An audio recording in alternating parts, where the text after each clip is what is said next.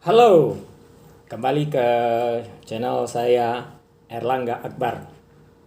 Seperti biasa, saya akan bercerita mengenai dunia bikers, hobi motor, dan ya seputar roda dua yang bermesin ya. Karena sekarang musimnya pakai sepeda, saya sih konsisten tetap pakai sepeda motor begitu. Saya senang memperhatikan apa ya, pola hidup sehat begitu. Orang-orang jadi senang berolahraga, bersepeda begitu kan. Karena memang banyak manfaatnya. Cuman kalau bisa sedikit saran buat orang-orang yang baru menekuni hobi sepeda, saya juga lihat di jalan beberapa di antaranya tidak teratur ya. Maksudnya ya gimana, tidak menggunakan helm yang proper, terus juga zigzag sini kesana kesini tanpa mempedulikan keramaian jalan begitu ya, yang membahayakan buat diri sendiri dan orang lain. Jadi ternyata ada juga begitu, bukan hanya moge arogan atau nmax arogan. eh Pesepeda arogan juga juga ada gitu. Jadi jika bisa ya dikurangilah. Cerita kali ini berkaitan dengan hal itu, mengenai keselamatan dan juga lifestyle seorang bikers. Maksudnya tentang apa-apa yang dipakai seorang bikers mulai dari ujung kaki sampai ujung kepala. Selain fungsi keselamatan, juga fungsi kenyamanan dan style tentunya. Karena buat saya,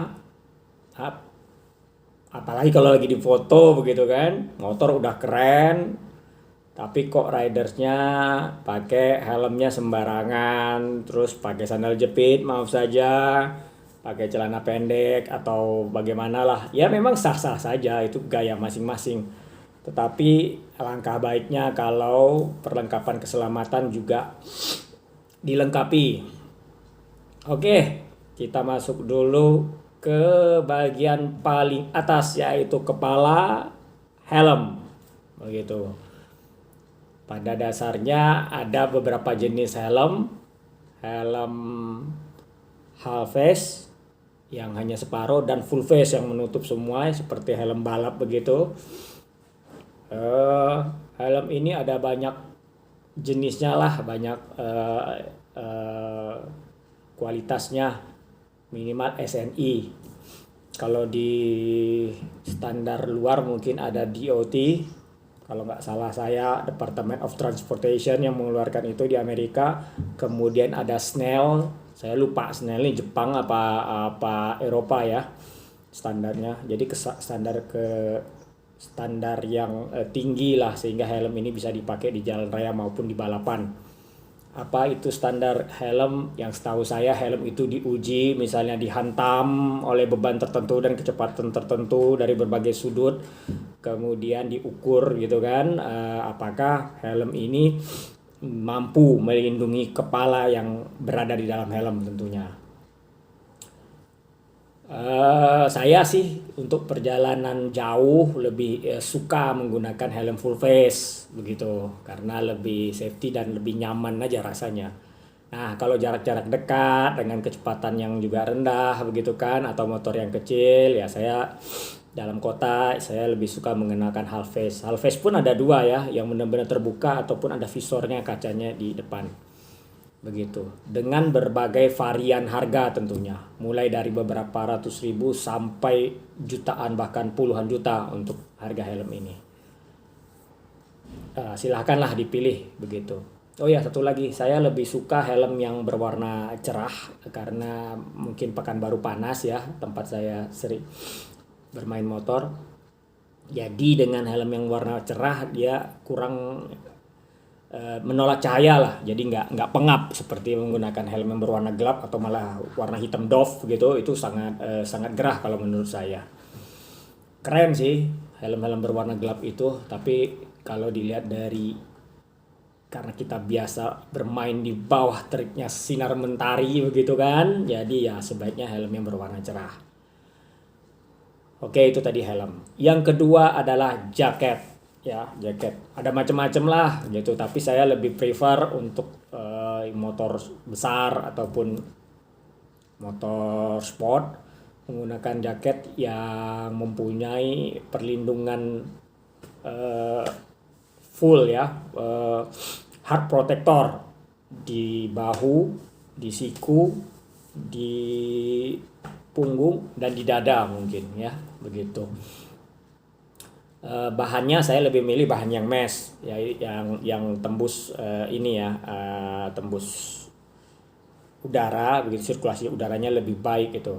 Nah, bagaimana kalau menuju daerah yang lebih dingin atau yang anginnya kencang gitu, kita bisa memberi lapisan di dalam begitu. Sekarang itu kan ada juga lapisan inner jacket, ataupun yang ini contohnya bisa kita pakai jaket yang lebih tipis di dalam di dalam jaket yang berprotektor tadi begitu. Dan saya pribadi minimal punya 2 jaket warna gelap dan warna terang dengan alasan yang sama. Kalau untuk siang-siang yang sangat terik itu saya menggunakan yang warna terang supaya membantu perjalanan tidak terlalu gerah dan membantu meningkatkan kenyamanan tentunya. Begitu. Kisaran harga jaket itu kalau yang lokal misalnya dari 200.000 sampai dengan ya katakan 1 juta rupiah ya. Nah, kalau yang import itu mulai dari harga 1,5 juta sampai ya katakanlah harga 4 juta begitu. Nah, kalau jaketnya kulit, full protector, import gitu dengan brand luar negeri yang terkenal seperti Danish, Alpine Stars dan lain-lain itu bahkan mencapai harga 7 juta, 9 juta dan seterusnya. Begitu. Ada banyak brand di jaket ini ya. Yang setahu saya kalau untuk di lokal itu Eiger, produk Eiger mengeluarkannya. Kemudian Contin, kemudian ada Respiro juga, kemudian apa ya, banyak lagi lah yang lainnya begitu. Jaket itu. Yang ketiga adalah glove atau sarung tangan begitu. Ada banyak jenis juga nih sarung tangan, banyak bahan juga. Tetapi in general terbagi 2 saja ya, yang half finger setengah dan kemudian yang full finger yang penuh. Kemudian bahan macam-macam, ada yang campuran, ada yang katun, maksudnya ada tekstil dan ada yang kulit leather, full leather atau bagaimana. Terus ada juga yang menggunakan protektor perlindungan di buku-buku jari dan sebagainya begitu. Dicari kenyamanannya. Jangan lupa ya, baik helm, jaket maupun glove ini kita harus memperhatikan sizingnya begitu. Kalau helm tuh biasanya saya menggunakan size M, diukur dari lingkar kepala begitu ya, kira-kira berapa senti silakanlah nanti dilihat. Tapi biasanya ukurannya M saya. Untuk berbagai merek saya ukurannya M. Tapi ada juga merek-merek tertentu yang fitting atau size-nya tuh lebih kecil gitu. Jadi saya menggunakan size L untuk helm merek tertentu. Kemudian untuk jaket ini perlu diperhatikan, ada sizing-nya tuh biasanya ada Asia dan Eropa. Kalau Eropa saya pakai M, kalau yang size Asia saya pakai L begitu ya. Nah, kalau untuk jaket kulit yang biasanya itu malah saya menggunakan XL begitu, karena memang lebih slim, biasanya lebih ketat kan gitu, perlindungannya juga lebih ini, supaya nyaman ya saya pakai XL minimal kalau untuk jaket kulit. Jadi ya tergantung ya, hati-hati dalam membeli apalagi membeli online ya, kecuali udah tahu, udah pernah gitu ya. Jadi memang disarankan untuk membeli jaket itu secara langsung saja, fitting kita coba, dan cobanya dengan kalau bisa juga coba sambil dicoba ada menggunakan motor lah gitu, naik ke motor begitu supaya pergerakannya bisa bisa dapat oh segini begitu ya. Terus fitur-fitur jaketnya juga mesti ini ya, misalnya ada ventilasi atau bagaimana gitu. Kembali ke glove tadi, silakan dipilih banyak sekali glove itu, dan sekarang juga sudah banyak merek gitu. Nggak mesti yang mahal-mahal ya, yang brand biasa juga udah cukup nyaman begitu. Dengan kisaran harga 100-200 ribu itu sudah nyaman dan memberikan proteksi yang lumayan begitu ya. Misalnya saya sebut saja merek Skoiko, Calibre atau Eiger itu. Nah, itu sarung tangannya udah bagus, itu udah enak lah dipakai gitu. Yang perlu diperhatikan tadi sizing. Ya, saya agak aneh nih sizing. Saya pasnya si L, tapi jari-jari saya kalau menekuk terus-terusan, saya perlu justru yang size-nya XL. Memang kalau dipakai terlihat lebih gede gitu kan, kegedean. Tetapi kalau dipakai di motor lebih enak yang XL, karena L akan menyebabkan kaku begitu, nggak nyaman kalau apalagi kalau perjalanan lama seperti touring ya gitu. Itu mengenai glove. Turun lagi dari itu, celana riding pants gitu kan, biasanya ya ada beberapa macam bahan ya, baik yang cotton drill, terus jeans, terus ada Gore-Tex ataupun Cordura atau apalah itu nama bahannya ya, macam-macam tergantung ininya. Kalau saya sih lebih suka yang model jeans tapi mempunyai protektor baik di lutut maupun pinggul ya begitu ya. Jadi protektor itu bisa dilepas gitu. Jadi kisaran harganya kalau untuk yang produk lokal itu sekitar 400 sampai dengan 700 ribu. Kalau yang import itu ya mungkin 1,5-2 juta ke atas ya begitu. Itu untuk celana begitu. Saya sarankan untuk menggunakan celana riding ini ya, karena lebih safety dan lebih nyaman. Turun paling bawah adalah sepatu boots atau sepatu di atas mata kaki begitu, yang memberi perlindungan pada mata kaki kita gitu kan. Dipilihlah yang nyaman gitu. Memang ada kelemahan-kelebihannya ya perbedaan sepatu-sepatu ini gitu kan. Sepatu cats ya nyaman gitu, cuman ya menurut saya kurang safety. Tapi sekarang ada riding boot cats tapi nyaman dan juga aman begitu. Di buatan lokal ada, buatan import juga banyak ya.